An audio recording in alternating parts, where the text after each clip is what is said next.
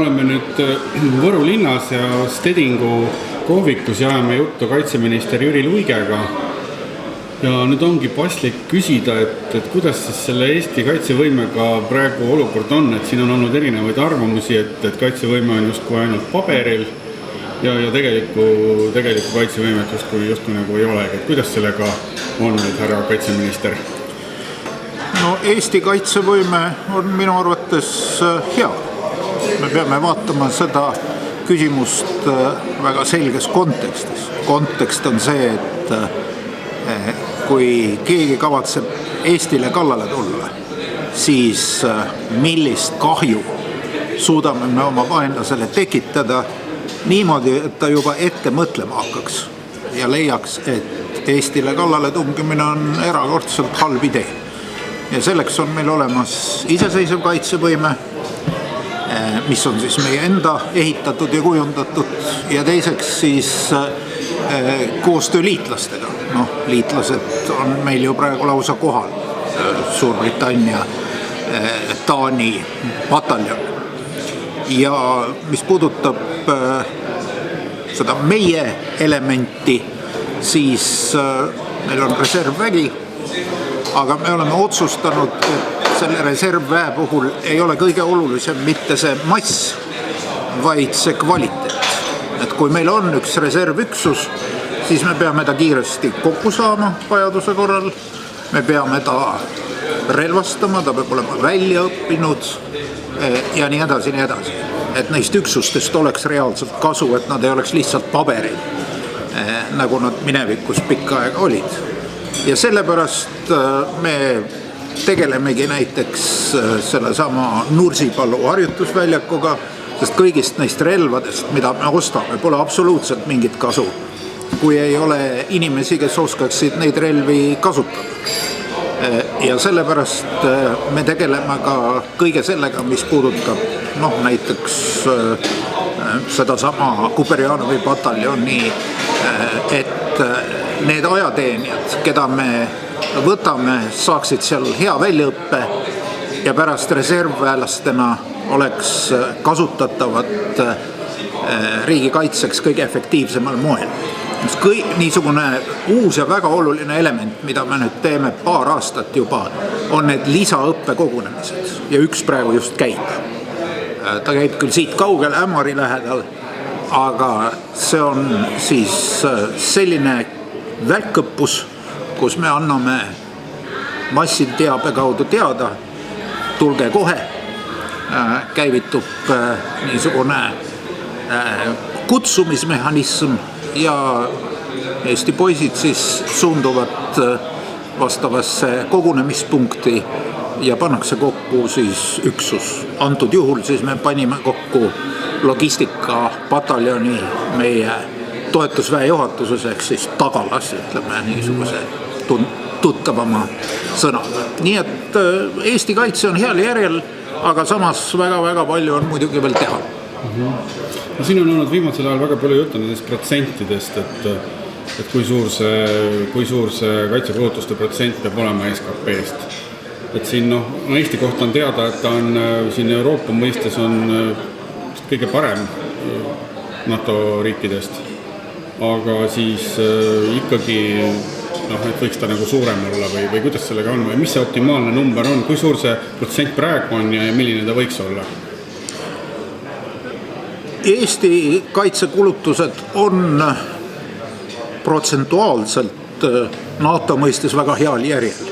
Et me oleme üks 4 või 5 riigist, kes täidab selle NATO kohustuse, et kaitsekulud peavad olema 2% rahvuslikust koguproduktist. Nüüd probleem on selles, et kuna me oleme nii väike riik, siis absoluutväärtuses need summad ei ole väga suured. Me oleme tagantpoolt vaadates suuruselt 4. kulutaja, sest meie majandusliselt on niivõrd väike. Ja seetõttu olengi ma teinud ettepaneku, et me peaksime kaaluma kaitsekulutuste tõusu 2,5%. 2,5% on selline, mida minu hinnangul Eesti ühiskond ja Eesti majandus suudab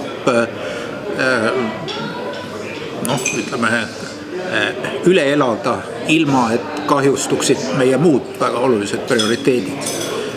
Ja see 2,5%, kui vaadata neid meie vajadusi, siis on ümmarguselt see summa, mida me vajaksime, et oma kaitsevõimet veelgi tugevdada.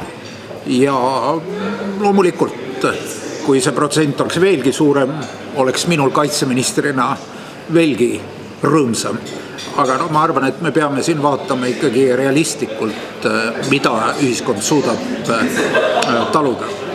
Nüüd praegu protsent, kui me paneme kõik kulutused, mida Kaitseministeerium teeb Eesti kaitse tugevdamiseks, ja need on mitmes eri kuluartiklis, siis see on umbes 2,16%.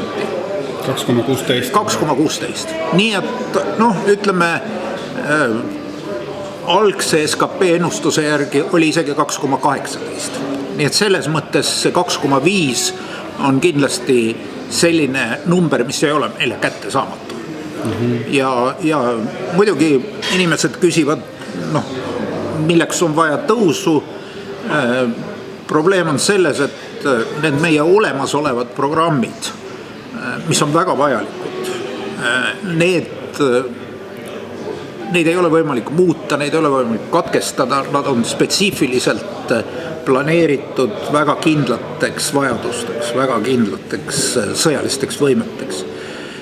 Järelikult, kui me soovime ehitada uusi sõjalisi võimeid, näiteks keskmaa õhutõrjet, sest meil puudub see õhudimensiooni kaitse praktiliselt üldse, välja arvatud lühimaa õhutõrjeraketid, siis me peame lihtsalt siin raha juurde panema. Näiteks õhutõrjesüsteemi väljaehitamine isegi oma kõige minimaalsemal kujul